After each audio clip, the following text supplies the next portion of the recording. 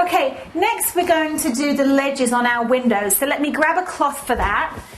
And now it depends. If you have wooden windowsills, if your windowsills here are wooden, then you'll want to, first of all, you'll want to wash them with the disinfectant like we did with the cupboards.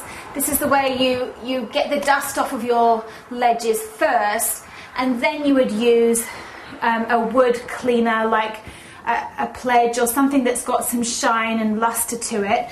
My windowsills are actually not wood, so I would just, actually I would skip the second part, but I would just get all the dust and just disinfect my windowsills. Now, this is an area actually that does pick up a lot of dust.